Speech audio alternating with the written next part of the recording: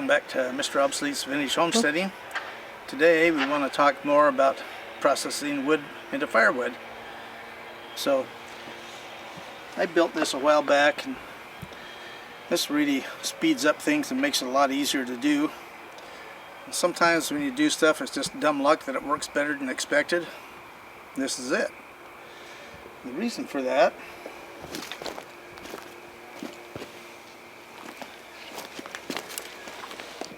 is when you put a piece of wood down in here like that, and when you come down with the axe, you have a nice angle on it, which we knew to begin with would be about the same as the old one that I had. But the only tire I had laying around was my old spare tire here off my old truck.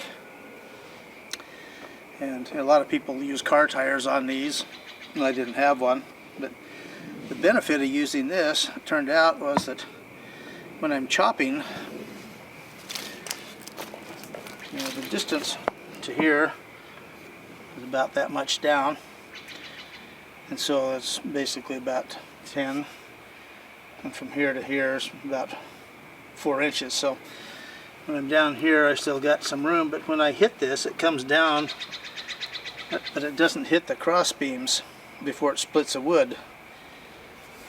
And then the other thing is that this is a cushion, and so when it hits, it doesn't do any damage to the axe here at all. You can see that's been years of use there, and the wood's just perfect. So anyway, I'll just do a quick chop here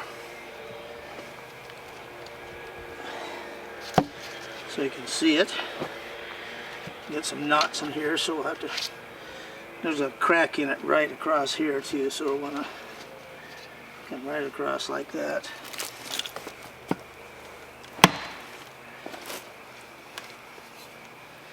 It should split all the way in the second chop here, just like that. And I wanted to talk briefly about my splitting tower here. I watched a video on how to build one, and I copied it to a degree, but I modified it more for the use that I need. Works better. And the old tire here came off my old truck, and since I'm thrifty, or cheap, you can see I got all of my money's worth out of the thread here. So the axes we'll use, my Plumb Double Bit, real thin, 4.5 pounds. Plumb Double Bit also, nice and thin, 6 pounds. And my maul, which is an old Collins I've had forever, weighs 8 pounds. Okay, well, the reason I use different axes is that a number of reasons. One, most of my adult life I was 29 years old, and when I started getting gray hair and beard and stuff, I thought, well, gee, I must have finally got to be 39 years old. And so, since I don't work in the commercial industry anymore, I used to be pretty strong, but now I'm just kind of medium strong because I'm a medium-sized person. But you know, if you watch some of the other channels like Buck and Billy Ray and stuff, he's a big dude. He can swing a giant axe and chop a tree in half in 3 chops. Well, that's not me. So I have to think about what I'm doing here. So every tree is going to have its own unique things to look for. And this piece here is mid to lower part of that tree, and there's a few little branches and a big knot right here. It doesn't have any cracks in it, so put it in, but I usually put this at the bottom so I can get the initial split. And if it were a tough piece of wood, let's start it with this. You can see that's pretty tough stuff.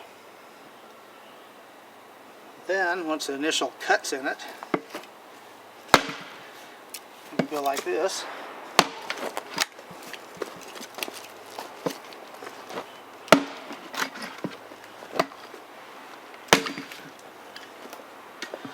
so I can process this really quickly. And it's much faster than doing it on my hydraulic splitter, which I'll show. And we'll get another cut here. Get that all done. Okay, be back in a sec. Okay, well this piece here is not real big in diameter, but there's a big crack in it almost all the way through. And it has a hard spot right here. So, since it's got that split in it, I'm going to try splitting it with my light axe.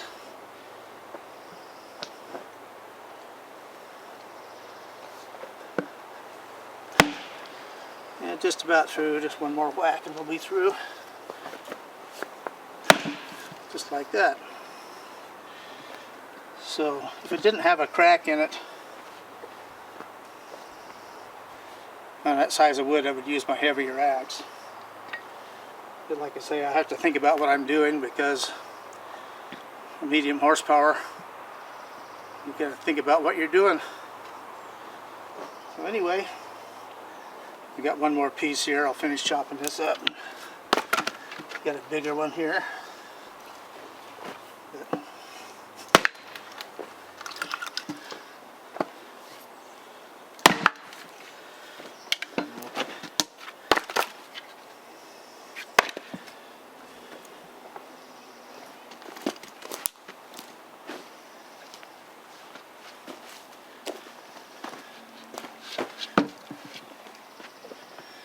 One of the benefits of this truck tire over just a regular car tire, which most people use, is that when I do a chop on it,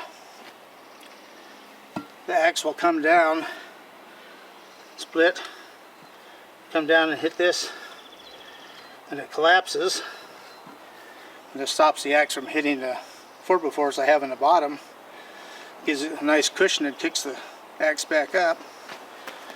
As you can see here, there's absolutely no damage up here.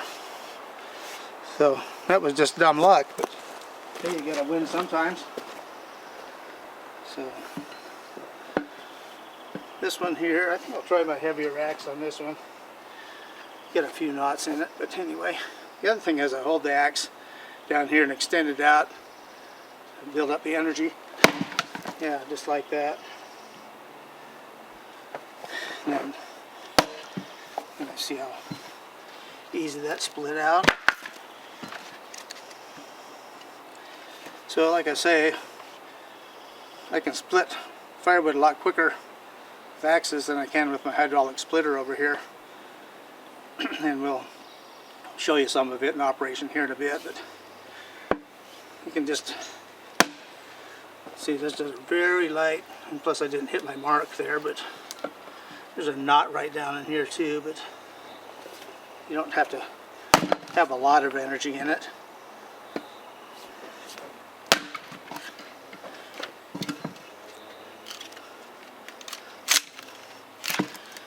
And it stopped right where that knot was there, but there again I put very little effort into it. You see the knot right here also.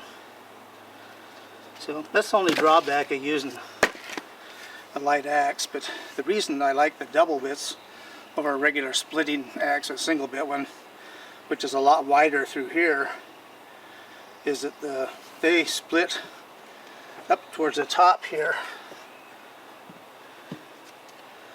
You know, they have a thin edge that goes in about this far, and then it goes wide real quick and it snaps it out. With these, they cut way down here, which for the type of wood I have works a lot better, and it takes a lot less energy to use this than it does a single bit one. So anyway, double bits are for me. Okay, even though this wood isn't that big, it's pretty hard to split. There's a great big knot right there. There's no cracks in it to speak of, just a little teeny bit of a started one there. Anyway, on this one, I'll go ahead and use the maul.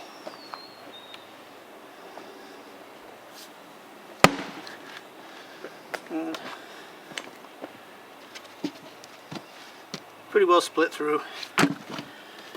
So there again, once I got my initial split, that's when we can use our other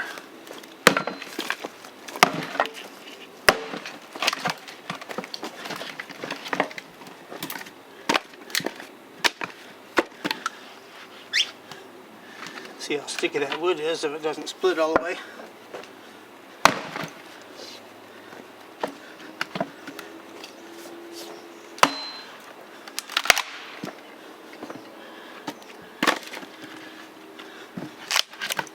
Big knot right there at the bottom.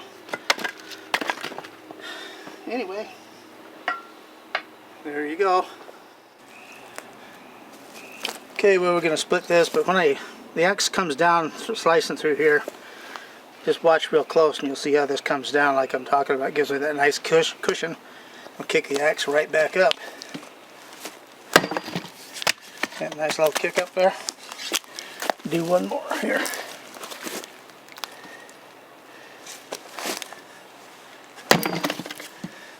Perfect. Okay, well, we've taken this half of this wood that we just split in the tire there, the wood splitter, and I can swing through this. It'll cut all the way down, but it'll probably stick into the wood right down here. So let's see what happens. Here, see, it goes all the way through this piece of wood, sticks in my chopping block. So this is more efficient. So next, what we're going to talk about is bigger pieces, and we'll just take one piece and run through it and time it with the axe. Then we'll come back and use the hydraulic splitter and time them to show you how much faster an axe is than using one of these. I'll be back. Well, here's two pieces. The closest I can get. This is a little thicker, this is a little taller. So we'll split this one on the splitter here. We'll do this one with an axe. And then we'll see how much time it takes to do both.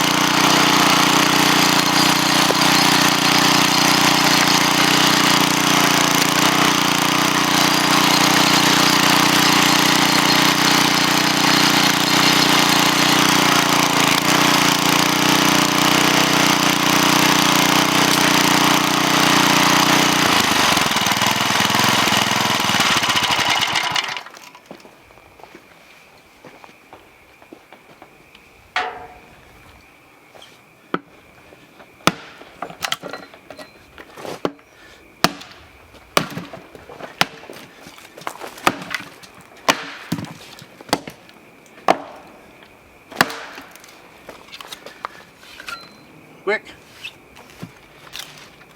Some of the strikes were a little off.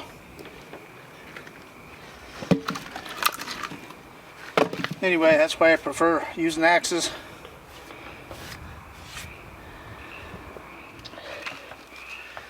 Well, I wanted to talk about the tree just a little bit. This was about 40 foot up. Tree was 86 feet with the top blown out of it. Counted the rings. It's 31 years old. And about it was 15 inches. This is 9 1/4 inches. Rings are pretty interesting. The inner ones are really wide. It gets out further and further, get really tight, small. There's a crack in here too, and kind of interesting. The cracks, they'll be in different places of the tree. There don't seem any rhyme or reason why it happens, but if any of you tree experts out there know, let me know. Well, we're in the last part of our firewood processing, and we drug the tree up, cut it up into pieces, hauled it in and split it. Last thing we got to do is make kindling. Now this is a kindling splitter that I made out of junk. The uprights in the base here were out of some old pieces of metal that were fake branding irons that were designed to go around a fireplace to hold wood, but my buddy had it, never had a fireplace. So anyway, I looked at making different styles. I thought about buying one at a time. There was one that was designed in Norway that seemed to be real popular, and has an oval or round top. It has the wedge in it. You set it on a stump like this, but it was like 125 bucks. And now the cheapo Chinese replica crap ones are out, and for about 40 bucks, but I don't like buying anything from China if possible. And so I just thought about the different ways that this would work. And so just measuring out the metal I had and stuff, I decided to make it just like this. And open here. And the thing that's so much better about this than most any other type is that you can use any type of wood in there. You can put in a round piece like this, or a long piece like this. You can cut it into different slices. There's another piece like this, so you can use all different kinds and shapes on this. And the drawback that I saw to the commercial ones, you couldn't put in odd sized pieces of wood. And with this one, I can just turn it to the place I want, and I can split them right out. And so with the metal and the bolts, paint, and 3 welding rods and this $2 axe head, I got $4 in it. This axe head was a crappy one, doesn't hold an edge very good, but I don't need a sharp edge for this. But if I wanted to sharpen it, I can just go in and real quickly like that.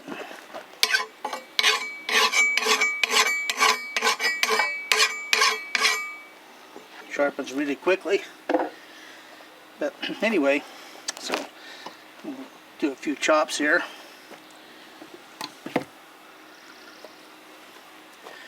The thing is, your hands are never near the blade. So you put it on here like this. Give it a couple of whacks to hold it in place, and I can just be off to the side and just like that.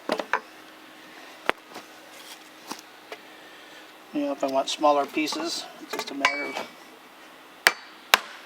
of setting it. So it's really quick. So then we'll move on like a piece like this.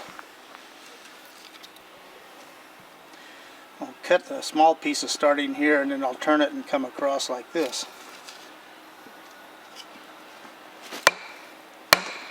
There again, just get it set.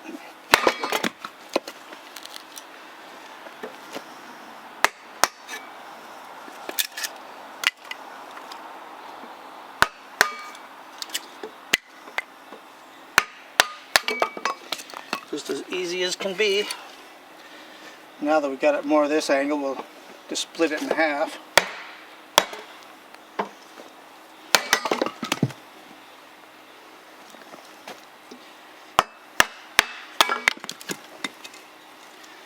And if we want real thin pieces, we can do that too.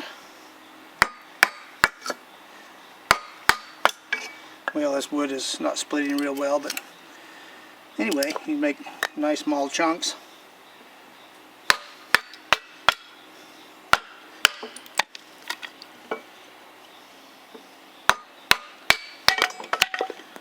So, what I like, quick and efficient and easy.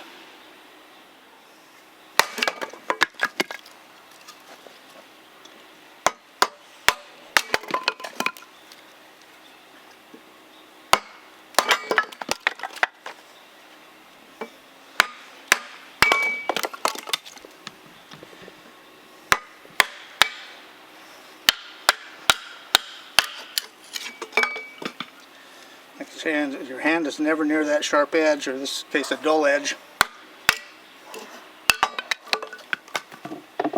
Anyway, homemade's a lot better than buying it. Well, if you want real thin ones, it's really easy to do, and then nice thin ones like this are nice because that's where you put down on the newspaper or whatever you're using to light the fire off. Catch on fire instantly, put out a lot of heat, and put your bigger pieces right on top of it. Have a good fire in a few minutes.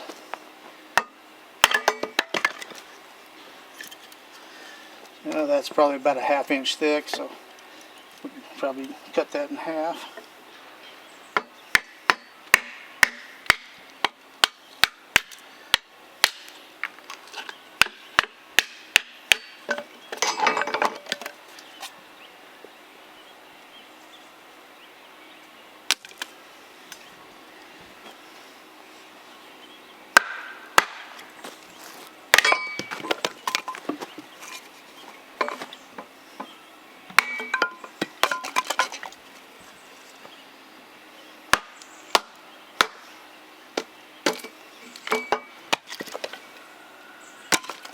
Perfect. Well, that'll conclude our day of chopping and splitting wood. Remember, vintage axes are the best. We'll see you on our next exciting video.